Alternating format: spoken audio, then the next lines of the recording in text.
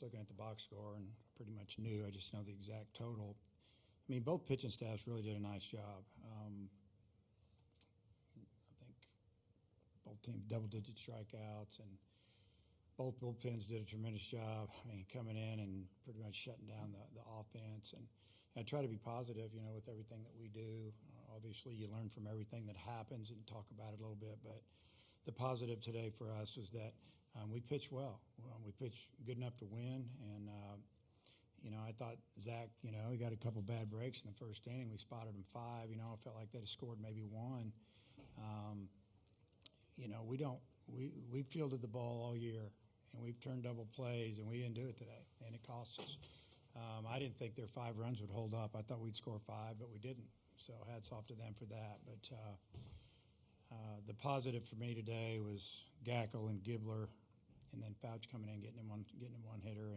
But Zach threw pretty good. He gave up some hits, but 5 runs, 1 of them was earned. He should have been off the field pretty quick, couple innings in, and who knows how the game would have turned out. But I don't know. That's about all I got. Thanks, Coach. Any question for the players? Please raise your hand in the back left. Kim, Mitch Davis, MitchDavisShow.com. What were y'all seeing out of Riley today that maybe you didn't see a couple months ago in Oxford? I can't speak to it a whole bunch. I think he is who he was, and he was throwing inside to some of our guys. Fastball, cutter. Just gotta be more on the attack and more aggressive. Next for the players. On the right. Zach Mattowny from World Baseball Network. What's it like to have a guy like Helfrich behind the dish, and also your mentality after the first inning, after getting roughed up a little bit? Yeah, Ryder's the best catcher I've thrown to my entire life, and he calls a great game, and he gets a lot of pitches that are borderline. And I went out the second inning, just stuff didn't go my way, so I went out thinking still 0-0 ball game. Next for the players. Third row left. Hunter Lauder, ESPN Gainesville. Cam, did you see anything when you hit that ball to the right center gap, the outfield collision there?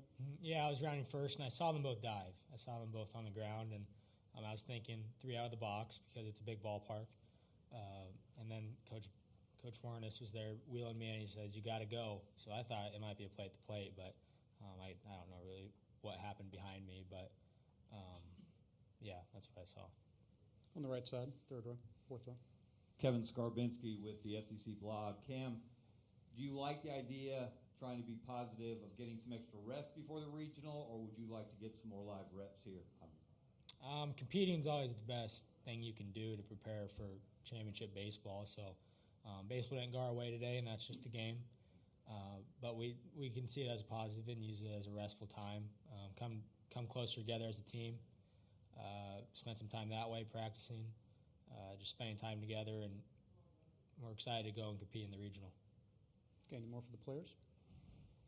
If not, Cam, Zach, congratulations on your season so far, and good luck the rest of the way. Thank you. Thank you.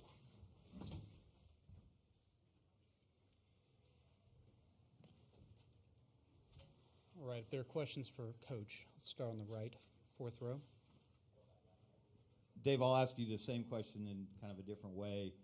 There's always a question of rest versus rust.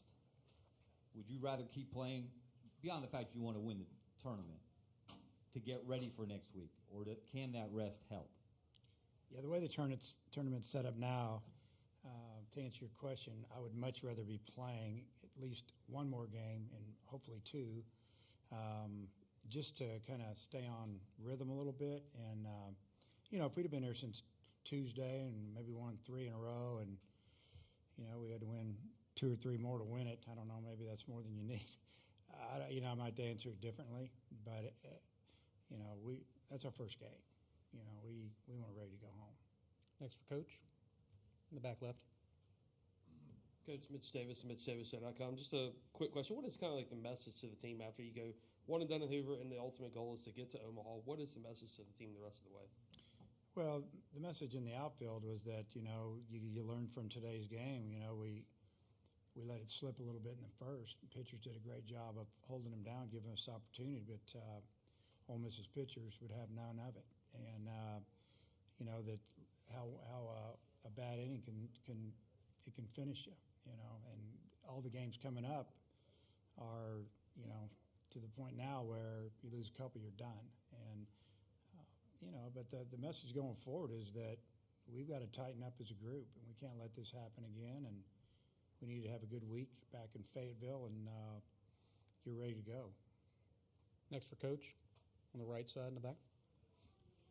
Matt Jones, Whole Hog Sports. Dave, you had some success getting base runners against Maddox first couple of innings, and then for about 3 or 4 innings, not a whole lot. What did you see in those at-bats that maybe changed?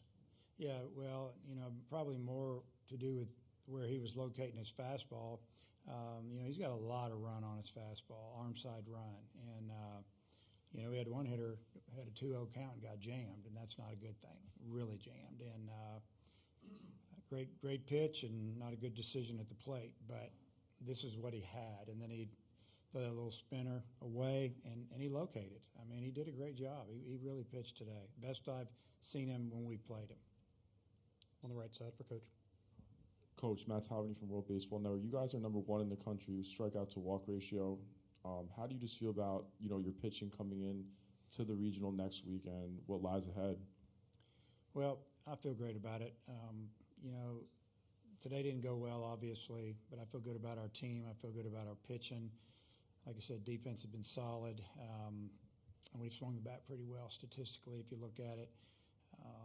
So, again, we've been playing for this all year to get where we are now. And, it's like I told him, you learn from today, maybe learn from how you felt this week not playing. We're going to have that same type of week. We got to be a little bit sharper come next Friday. Second row. Joe Healy, D1 Baseball. Coach, tell us a little bit about what you liked from Gibbler as the season has gone on. Early on, it was a lot of midweek opportunities, but he's obviously grown into something else. What are your expectations moving forward for him as well? Yeah.